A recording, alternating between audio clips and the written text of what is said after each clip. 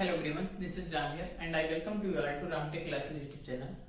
तो पिछले लेक्चर में हमने देखा था stress strain curve for mild steel यानी प्रतिबल विकृति कर्व यानी वक्र किसके लिए, मृदु इस्पात के लिए। आज हम देखने वाले हैं कुछ इंपॉर्टेंट पॉइंट्स, यानी उसमें जैसे अल्टीमेट स्ट्रेस क्या होता है, अल्टीमेट पॉइंट क्या होता है और अल्टीमेट स्ट्रेस, ठीक है, वर्किंग स्ट्रेस क्या होता है, फैक्टर ऑफ सेफ्टी क्या होता है, ठीक है।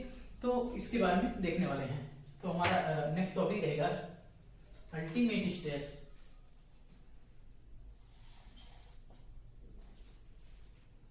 नेक्स्ट पॉइंट है हमारा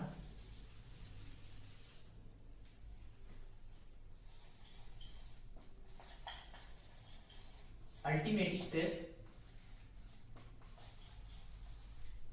working stress, ultimate stress, working stress and factor of safety. Factor of safety FOST से लिखते हैं, फैक्टर ऑफ सेफ्टी, ठीक है। अल्टीमेट स्ट्रेस मीन्स होता है अल्टीमेट, यानी इसके बोल सकते हैं अल्टीमेट पॉइंट या चरम प्रतिबल, चरम प्रतिबल, ठीक है। अल्टीमेट पॉइंट कहते हैं चरम प्रतिबल, वर्किंग स्ट्रेस जिसपे क्या कहते हैं किसी भी मटेरियल की किसी भी मटेरियल की या किसी भी चीज पर वर्क करते हैं, ठीक है। स्ट्रेस यानी वर्किंग स्ट्रेस यानी कार्यकारी प्रतिबल, कार्यकारी प्रतिबल। नेक्स्ट है फैक्टर ऑफ सेफ्टी यानी कि सुरक्षा उड़ान, क्या बोलेंगे इसे, सुरक्षा उड़ान,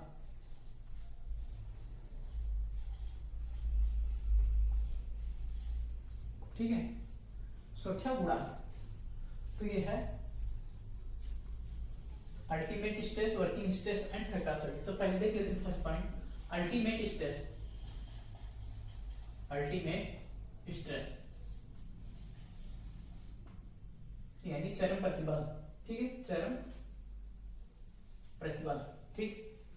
तो अल्टीमेट पॉइंट, अल्टीमेट स्ट्रेस पढ़ने से पहले अल्टीमेट पॉइंट पता होना चाहिए। तो अल्टीमेट पॉइंट क्या बताया था, जैसे एक एग्जांपल के लिए देखते हैं, जैसे स्ट्रेस सिस्टम का बताया था ना, ठीक है, ऐसे करके ये प्रोपोर्शनलिटी लिमिट है, ये इलास्टिक लिमिट उसका बताया था। यहाँ ultimate upper yield point, lower yield point, ठीक है, स्ट्रेन हार्डनिंग जोन था और ये फ्रैक्चर पॉइंट। तो ये क्या था, अल्टीमेट पॉइंट, यानी कि ये मैक्सिमम स्ट्रेस को दे रहा है, क्या बोल सकते हैं, मैक्सिमम स्ट्रेस, ठीक है। अल्टीमेट पॉइंट या अल्टीमेट स्ट्रेस वो अल्टीमेट पॉइंट वो पॉइंट होता है जहां पर पदार्थ जस्ट टूटने के स्थिति में आ जाता है। क्या होता है, पदार्थ अब इसके ऊपर तो नहीं जाएगा, अल्टीमेट स्ट्रेस ज्यादा स्ट्रेस नहीं देगा, इसके ऊपर जस्ट क्या होगा, इसके ऊपर जस्ट फेलियर आएगा, ठीक है। तो पदार्थ या वो पॉइंट जहां पर, जिस पॉइंट पर पदार्थ जस्ट टूटने को आ जाता है, जस्ट टूटने या जस्ट फेल होने की स्थिति में आ जाता है, उस पॉइंट को कहते हैं, या जिस लोड पर जस्ट टूटने को हो जाता है उस लोड को कहते हैं अल्टीमेट लोड। और उस लोड की वजह से जो स्ट्रेस या प्रतिबल वहां पर जनरेट होता है या उत्पन्न होता है उसे कहते हैं अल्टीमेट स्ट्रेस, ठीक है। फिर से देखते हैं, अल्टीमेट लोड या अल्टीमेट पॉइंट या अल्टीमेट स्ट्रेस क्या होता है। अल्टीमेट लोड वो लोड होता है जिस पर, या अल्टीमेट पॉइंट वो पॉइंट होता है जिसके ऊपर मटेरियल जस्ट टूटने को होता है, यानी जस्ट इसके ऊपर अगर देखें, इसके ऊपर थोड़ा भी स्ट्रेस बढ़ेगा तो क्या हो जाएगा, फ्रैक्चर आ जाएगा, टूट जाएगा, ठीक है। यानी कि ये मैक्सिमम स्ट्रेस है, मैक्सिमम स्ट्रेस है। अल्टीमेट स्ट्रेस वो स्ट्रेस होता है या अल्टीमेट लोड वो लोड होता है जिस पर पदार्थ जस्ट फेलियर या जस्ट टूटने को होता है, उस लोड को कहते हैं अल्टीमेट लोड। उस लोड की वजह से जो भी प्रतिबल या स्ट्रेस उत्पन्न होता है, उस प्रतिबल या उस स्ट्रेस को कहते हैं अल्टीमेट स्ट्रेस, ठीक है। इसको डिफाइन कर सकते हैं,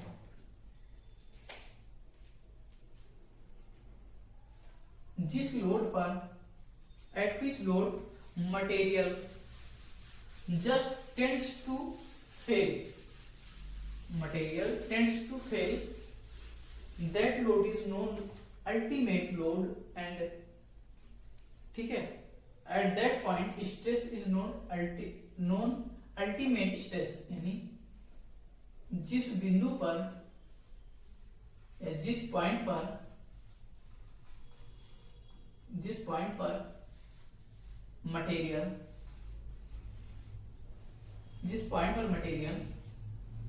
जस्ट टूटने की स्थिति में आ जाता है,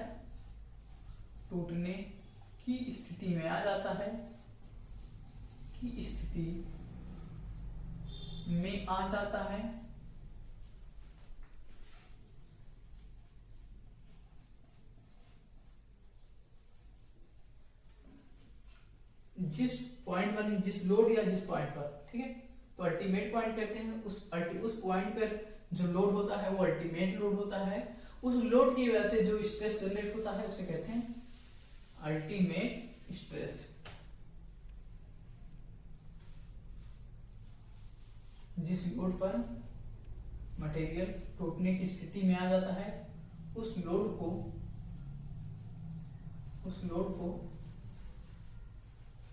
क्या कहते हैं? Ultimate load.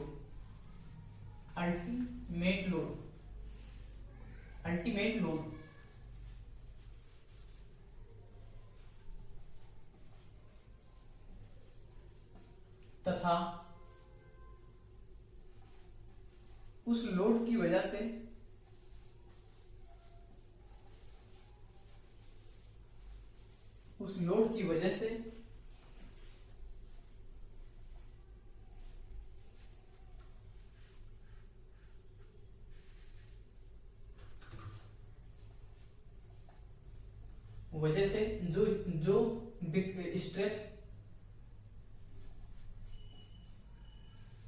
जो स्ट्रेस उत्पन्न होता है, ठीक है, उसे अल्टीमेट स्ट्रेस कहते हैं।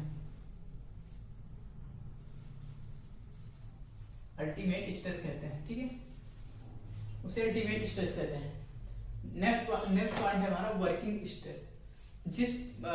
जिस लोड पर, ठीक है, कार्य करने के समय पदार्थ पर जितनी सुरक्षा की दृष्टि से जितना अधिकतम लोड लगाया जाता है उसे कहते हैं वर्किंग लोड। ठीक है, नेक्स्ट पॉइंट है वर्किंग स्ट्रेस या वर्किंग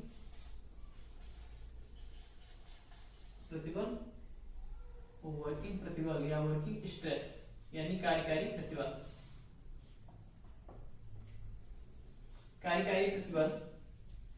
कार्य करते समय पदार्थ पर सुरक्षा की दृष्टि में जितना अधिकतम बल या अधिकतम प्रतिबल मान्य होता है वर्किंग स्ट्रेस कहलाता है या वर्किंग प्रतिबल कहलाता है। उस लोड को सेफ लोड भी कहते हैं। कार्य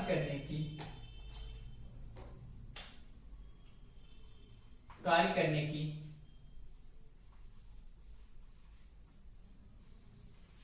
दृष्टि से जितना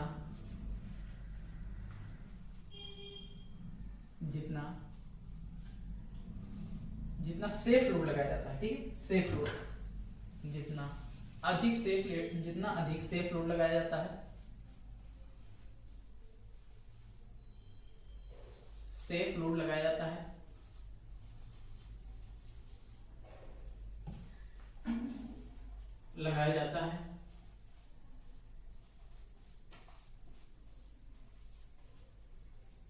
जितना अधिक सेफ लोड लगाया जाता है उसे जितना अधिक लोड लगाया जाता है उसे सेफ लोड कहते हैं।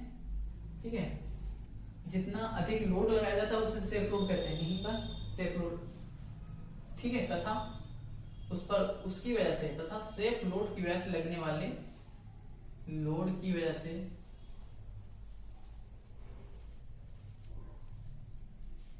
लगने वाले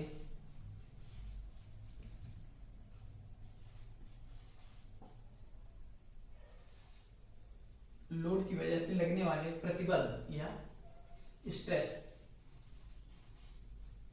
सिंबल को क्या कहते हैं, वर्किंग स्ट्रेस कहते हैं, ठीक है, वर्किंग स्ट्रेस कहते हैं, वर्किंग स्ट्रेस, ठीक है। नेक्स्ट पॉइंट है फैक्टर ऑफ सेफ्टी, ठीक, factor of safety, factor of safety यानी सुरक्षा गुणांक। सुरक्षा गुणांक क्या होता है, सुरक्षा गुणांक होता है it is the ratio of ultimate stress to working stress, यानी अल्टीमेट स्ट्रेस और वर्किंग स्ट्रेस के रेशियो को या अनुपात को कहते हैं फैक्टर ऑफ सेफ्टी, ठीक है। तो यहां पर डायरेक्ट लिख सकते हैं कि factor of safety equal to क्या होता है, ultimate stress to working stress, ultimate stress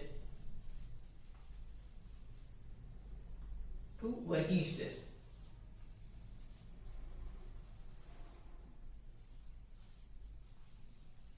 ठीक है, ultimate stress to working stress. तो यहां पर देखा ultimate stress, working stress and factor of safety. एक पॉइंट और बच रहा है यहां पर, ठीक है, जो कि स्ट्रेस स्ट्रेन का नहीं बताना था। प्रूफ स्ट्रेस क्या होता है, प्रूफ स्ट्रेस, ठीक है। तो प्रूफ स्ट्रेस भी देख लेते हैं क्या होता है।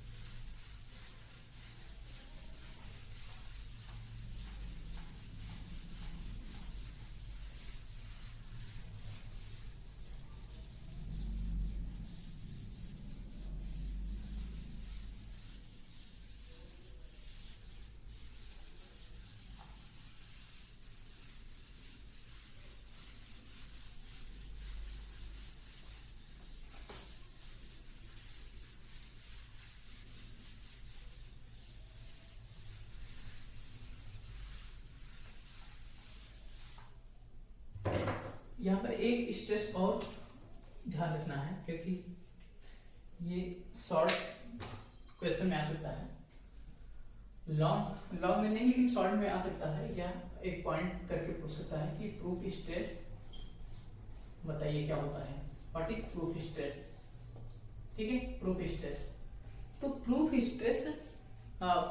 स्ट्रेस वहां पर हमको जरूरत पड़ती है ज्ञात करने की जहां पर हमको क्या होता है, स्ट्रेस इजली ना कैलकुलेट कर पाए, ठीक है।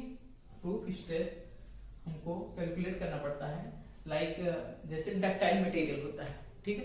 डक्टाइल मटेरियल में इलास्टिक लिमिट और प्रोपोर्शनल लिमिट, ठीक है।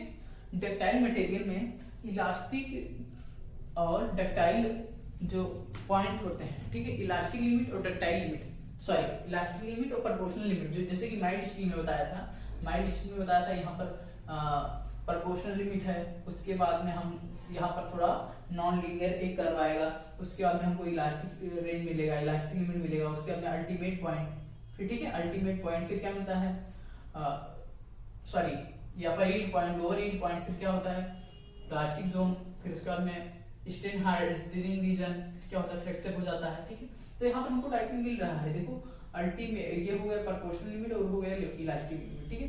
लेकिन जब डक्टाइल मटेरियल की बात करें, ठीक है, डक्टाइल मटेरियल की बात करें, डक्टाइल मटेरियल में क्या आता है, जैसे हो गया डक्टाइल मटेरियल में हो गया जैसे कि एल्युमिनियम, ठीक है, एजी या सिल्वर की बात करें, सिल्वर हो गया, ठीक है, एल्युमिनियम, सिल्वर, ये सब चीजें होती हैं डक्टाइल। तो डक्टाइल मटेरियल में क्या होता है कि जो ये दोनों पॉइंट है, प्रोपोर्शनल लिमिट और इलास्टिक लिमिट, ठीक है। तो प्रोपोर्शनल लिमिट और इलास्टिक लिमिट दोनों एक दूसरे से लगभग सेम पॉइंट ही रहते हैं, ठीक। और हमको यहाँ पर ऐसे कर्व बना होता है, ऐसे लगभग ऐसे ही, ठीक है, ऐसे ही कर्व लगभग बना होता है। तो यहाँ पर अगर हमको यहाँ पर बोला जाए प्रूफ स्ट्रेस क्या करो, तो प्रूफ स्ट्रेस क्या करना होता है, तो स्ट्रेस स्ट्रेन कर्व बनाते हैं पहले, ये स्ट्रेन है, स्ट्रेन है, ये है स्ट्रेस, स्ट्रेस और स्ट्रेन, ठीक है।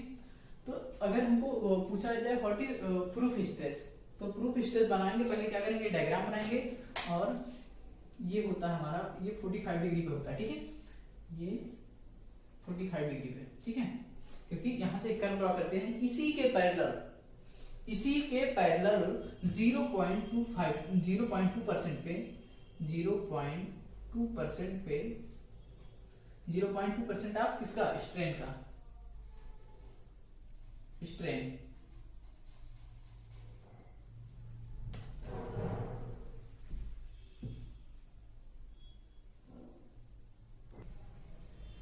तो यहां पर फिर से देखते हैं कि स्ट्रेस स्ट्रेन कर्व ड्रॉ कर लिए, हम स्ट्रेस स्ट्रेन कर्व ड्रॉ कर लिए, उसके बाद में 0.2% ऑफ स्ट्रेन के 0.2% पे क्या करते हैं, इसी के पैरेलल जो ये हमने इसको एक टेंजेंट ड्रॉ किया है, इसी टेंजेंट के पैरेलल एक लाइन ड्रॉ करते हैं, ठीक है, इसी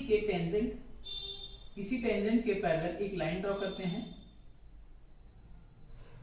ये लाइन जहां भी कर्व, इस कर्व को कट करती है, स्ट्रेस स्ट्रेन कर्व को कट करती है, इस पॉइंट को कहते हैं प्रूफ पॉइंट, ठीक है, इस पॉइंट को कहते हैं प्रूफ स्ट्रेस पॉइंट, ठीक है।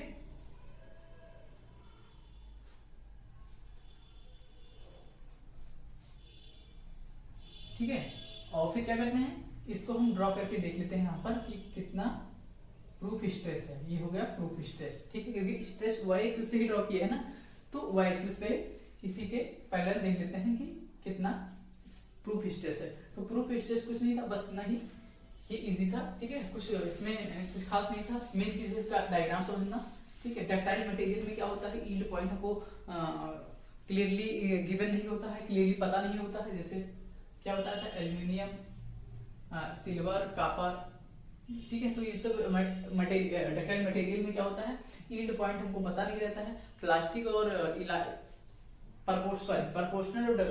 प्रोपोर्शनल और इलास्टिक जो लिमिट होते हैं या पॉइंट होते हैं, वो दोनों लगभग सेम से होते हैं। उसके बाद में क्या होता है, हमको प्रोपोर्शनल, हमको यील्ड पॉइंट दिया नहीं रहता है, इसलिए क्या करते हैं 0.2% पे, स्ट्रेन के 0.2% पे एक इस टेंजेंट के एक पैरेलल लाइन ड्रॉ करते हैं। ये जहां भी कट करता है, स्ट्रेस स्ट्रेन कर्व को जहां कट करता है, वही होता है प्रूफ स्ट्रेस, ठीक है। इसको कहते हैं परमानेंट प्लास्टिक स्ट्रेन, ठीक है, इसको कहते हैं परमानेंट प्लास्टिक स्ट्रेन,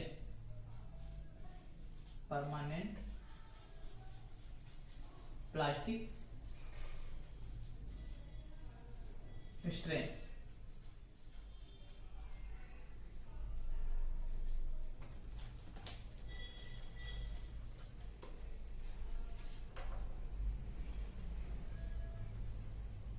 यह है प्रूफ स्ट्रेस। तो प्रूफ स्ट्रेस को डिफाइन करने के लिए इसमें लिख सकते हैं कि डक्टाइल मटेरियल में हमें यील्ड पॉइंट्स क्लियरली पता नहीं होता है, इसलिए क्या करते हैं हम स्ट्रेस स्ट्रेन कर्व में स्ट्रेन लाइन में क्या करते हैं 0.2% स्ट्रेन के 0.2% पर क्या करते हैं हम एक इस टेंजेंट के पैरेलल एक लाइन ड्रॉ करते हैं। ये पैरेलल लाइन जहां भी कर्व को कट करती है वही पॉइंट होता है प्रूफ, ठीक है। तो यहां से हम क्या करते हैं प्रूफ स्ट्रेस को कैलकुलेट कर लेते हैं, ठीक है। इसके बाद में नेक्स्ट लेक्चर में देखने वाले हैं हम एलोंगेशन के बारे में, ठीक है। एलोंगेशन के बारे में पढ़ने वाले हैं, यानी कि किसी बॉडी पर मतलब एक्सटेंशन और कॉन्ट्रैक्शन पढ़ने वाले हैं, यानी कि एक्सटेंशन क्या होता है, कॉन्ट्रैक्शन क्या होता है, ठीक है। यानी किसी भी बॉडी पर या किसी पिंड पर जब कोई फोर्स लगाते हैं तो उसमें कितना एलोंगेशन होता है या कितना कॉन्ट्रैक्शन होता है। अगर टेंसाइल फोर्स लग रहा है तो क्या होगा, एलोंगेशन होगा, यानी एक्सटेंशन होगा, बढ़ेगा। अगर उसमें कंप्रेसिव फोर्स लग रहा है तो क्या होगा, घटेगा, यानी कि कॉन्ट्रैक्शन होगा।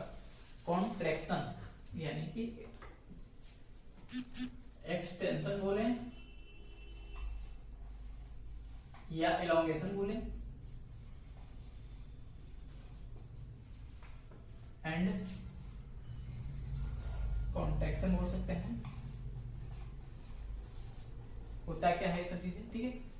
दोनों को डिफाइन करेंगे डेल्टा एल से, यानी कि लंबाई में परिवर्तन, चेंज इन लेंथ, ठीक है। तो एक्सटेंशन की बात करें कि लंबाई में क्या हो रहा है, यहाँ पर जो बॉडी है ये, इस पर क्या हो रहा है, टेंसाइल फोर्स लग रहा है, ठीक है। टेंसाइल फोर्स लग रहा है जिसे हम टी से डिनोट कर रहे हैं। तो यहाँ पर जब डेल्टा एल कैलकुलेट करना है, ये कैलकुलेट टोटल ये ब्लॉक का जो लेंथ है एल है, ठीक है। जब इस पर टेंसाइल फोर्स लग रहा है तो इसमें चेंजमेंट होगा, यानी कुछ बढ़ेगा, यानी कुछ बढ़ेगा। मान लेते हैं कुछ इतना लंबाई इसकी बढ़ गई, कितनी लंबाई बढ़ गई, कुछ मान लेते हैं डेल्टा एल लंबाई इसकी बढ़ गई, ठीक है।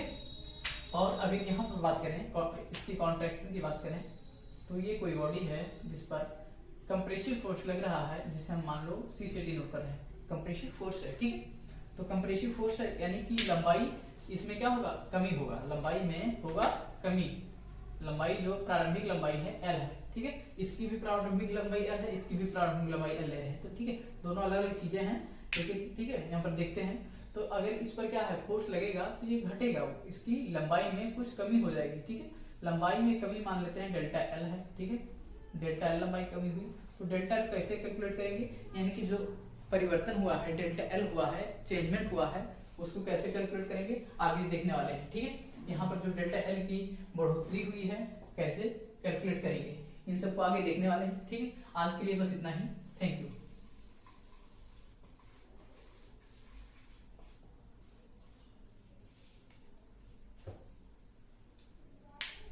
Thank you.